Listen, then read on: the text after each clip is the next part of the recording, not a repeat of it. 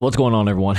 So what a interesting day today. There's a lot to talk about, and let's just get right into it. I'm going to talk about the SPY, the NASDAQ, the IWM, the 30-year bond, the large tech stocks, and the crypto market. All right, so without further ado, let's get started with the video. Number one, Powell and the rest of the Fed increased rates from 0.25, increased rates 0.25 to 0.50% basis points. And they also said that there is a projected 7 rate hikes this year. I'm not sure if that's going to be possible given everything that's going on right now, but that is what their projection is. A lot of other uncertainty came from Powell's speech today. So intraday, if you look at the minute chart, we could look at the 5-minute chart on the SPY. As he was giving the speech, the market really tumbled. But then as soon as he started answering questions, his entire tone shifted. So the speech that he was giving, he was exceptionally hawkish and bearish. But then as he began to answer questions about what the economy is going to do, long-term inflation, what that means for the economy, blah, blah, blah, he began to be much more dovish and bullish, which is interesting. He's a really funny guy. Anyway, so moving forward, clearly now interest rates have increased, and they are now pricing in 7 more rate hikes. We have to be way more objective now. And this week, especially, not only do we get rate hikes, we also have quad witching, which is all of the options are essentially expiring on March 18th, which is this Friday. So usually when this happens, the market really falls. Okay, so this is not the time to get chopped out. This is not the time to go long or short heavily overnight. This is purely a day trader's market. If you want to make it right now, especially while the market is chopping around, you have to trade with very tight stop losses and manage your risk properly. Otherwise, it's super uncertain. Things are moving up and down. Really volatile market conditions at the moment. So tomorrow could be, tomorrow we could get a better understanding of what the market is going to end up doing. Obviously, we closed bullishly, right? But then tomorrow, we could end up falling.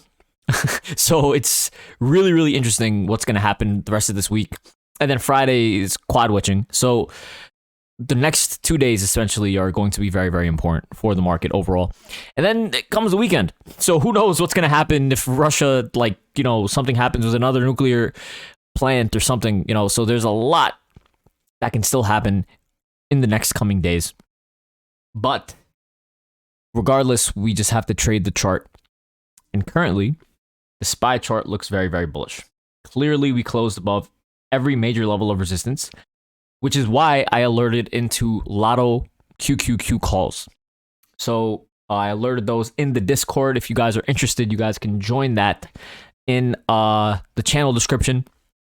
I alerted into QQQ calls overnight because things look very bullish overnight. So clearly we can see that the SPY closed above levels of resistance. The MACD showing tons of strength. The RSI is also obviously showing tons of strength. I mean, 435 is, we broke above that. Now 437.50, then 439, and then 440, and then this key level over here. If we can break back above 443.38, the 444 area, that is going to be very bullish in my opinion for the SPY. And yeah, but again, things can just be very choppy. So overnight, that's why we're holding on to a LOTTO call. It's not necessary that we're going to continue on upwards, right? But again, let's not forget that I was also alerting calls at the close on March 14th because of the strength that we saw in Bitcoin, right? So, all of these things are correlated, and I'm here to just give you guys good overall market direction. And if you guys want day-to-day good day trades, then also make sure to join the Discord. And we're going to, I share all of that stuff for free. Tomorrow and Monday are going to be very interesting. It's going to be very fun. So the SPY looks very bullish. There's that for the SPY. Let's take a look at the IWM. The IWM clearly looks very bullish. The MACD is not even crossed above as much as the SPY's is. yet we broke very, very heavily upwards, which is very, very bullish, right? We closed above 200 and we closed above 201.50. Two major levels of resistance. Now, the next major level of resistance is all the way at 203, 203.75. So that is very, very important. And just the fact that we're showing this much strength on all of the major indices and on Bitcoin is very, very important. So right now, we closed above major levels of resistance and we're holding on to lotto calls. There's not much else to talk about. So there's that for the IWM. Now I want to take a better look at the larger tech stocks, the 30-year bond and the NASDAQ. Apple, huge reversal. Huge reversal. We're not even crossed above yet on the MACD, which is ridiculous. And if we come and reclaim this trend line tomorrow at around 162 and close above that, that's going to be ridiculously bullish. Let's take a look at Microsoft. Microsoft also ridiculously bullish. Closed clearly above the 20 exponential moving average. The next level of resistance is 298. Google, very bullish, closed above 2660. MACD is still not even crossed above yet, which is showing explosive strength to the upside potential. And Amazon obviously was very, very bullish as well. 3127 is the next level of resistance. All of these stocks look very, very bullish. Tesla also is ridiculously bullish. We are now trading at the upper level of this bull flag, and it's going to be ridiculous. If we can start moving upwards with the rest of the market, Tesla can easily come back and retest 925 very, very soon. So very, very interesting stuff. We haven't even crossed above yet on the MACD, which is very bullish as well. So there's that for the large tech stocks. Let's take a look at the 30-year bond.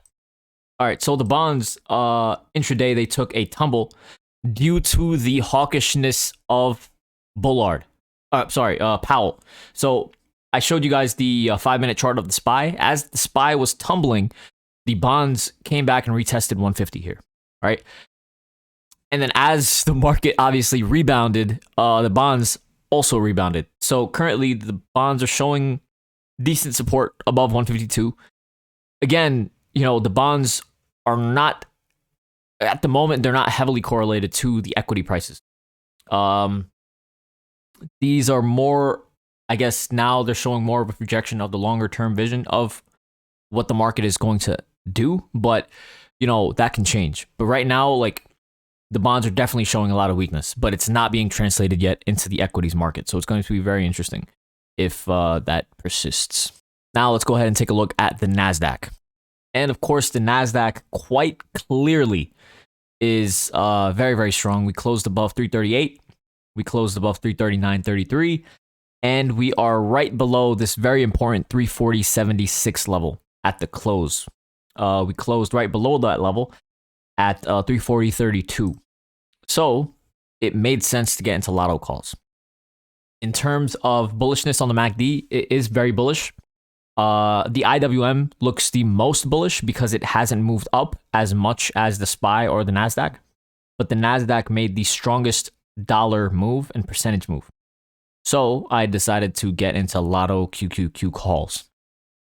Okay. And the RSI is also moving upwards.